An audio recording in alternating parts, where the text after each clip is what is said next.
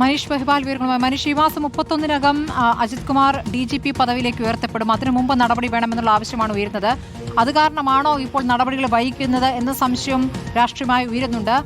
എന്താണിപ്പോൾ AD പറയുന്നത്? ഇപ്പോൾ മുഖ്യമന്ത്രി ഇന്ന് വിശദീകരിച്ച കാര്യങ്ങളുണ്ടല്ലോ, ഈ വേഗത്തിൽ കാര്യങ്ങൾ ചെയ്തു കഴിഞ്ഞാൽ അപ്പോൾ അജിത് കുമാറിനെ കോടതിയെ സമീപിക്കാനാകും. അപ്പോൾ അത് ഒഴിവാക്കാനുള്ള നടപടികൾ ആലോചിക്കുന്നു എന്നുള്ളതാണ് സാങ്കേതികമായി മുഖ്യമന്ത്രി ഇത് വിശദീകരിച്ചത്.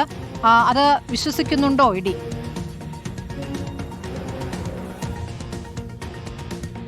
സ്മൃതി, സാങ്കേതികമായ ചില പ്രശ്നങ്ങളാണ്. അതായത് റിപ്പോർട്ട് ഔദ്യോഗികമായി തന്റെ മേശപ്പുറത്ത് എത്തിയിട്ടില്ല, ആഭ്യന്തര വകുപ്പ് മന്ത്രിക്കോ മുഖ്യമന്ത്രിക്കോ എത്തിയിട്ടില്ല, DGP റിപ്പോർട്ട് സമർപ്പിച്ചിട്ടില്ല. അങ്ങനെ സാങ്കേതികമായ ചില കാര്യങ്ങൾ ചൂണ്ടിക്കാണിച്ചുകൊണ്ടാണ്. എന്തെങ്കിൽ അതിൽ നടപടി ഉണ്ടാകുമെന്ന് നിലവിൽ മുഖ്യമന്ത്രി വ്യക്തമാക്കുന്നുണ്ട് എങ്കിൽ കൂടി ഈ മാസം 31-ന് DGP റാങ്കിലേക്ക് നിലവിൽ MR അജിത് കുമാർ അവരോധിക്കപ്പെടുകയാണ്. പക്ഷേ അതിന് മുൻപ് തന്നെ നടപടി ഉണ്ടാകുമെന്നുള്ള കാര്യത്തിൽ ഇപ്പോഴും ആശങ്ക നിലനിൽക്കുകയാണ്. നമുക്കറിയാം, ഈ സർക്കാർ രൂപീകരിച്ച ആദ്യ മന്ത്രിസഭാ യോഗത്തിലെ ഏറ്റവും പ്രധാനപ്പെട്ട നിർണായകമായ തീരുമാനമായിരുന്നു ഗൺമാൻമാരുടെ മർദ്ദനത്തിൽ പ്രത്യേക SIT, അതായത് പ്രത്യേക അന്വേഷണ സംഘത്തെ രൂപീകരിക്കുന്നത്.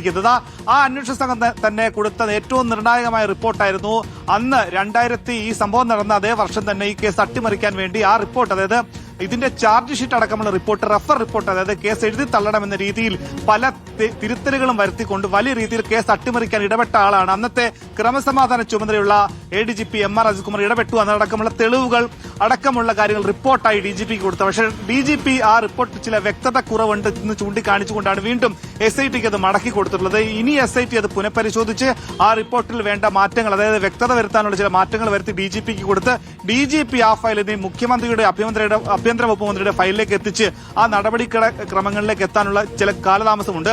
ഒരു പക്ഷേ ആ കാലതാമസം MR അജിത് കുമാറിന് ഗുണമായി വന്നേക്കാം. 31-ന് മുൻപേ തന്നെ അത്തരത്തിലുള്ള ഫയലുകൾ നീക്കുപോക്കം വന്നില്ല, അല്ലെങ്കിൽ നടപടി ഉണ്ടായില്ലെങ്കിൽ MR അജിത് കുമാർ DGP റാങ്കിലേക്ക് തന്നെ എത്തും. അത്തരം ആശങ്കകൾക്ക് വകയില്ലാത്ത തരത്തിൽ നാളെ സന്ദർശനം നടത്തി സംശയങ്ങൾ ദൂരീകരിക്കാനാണ് AD തോമസ് തീരുമാനം.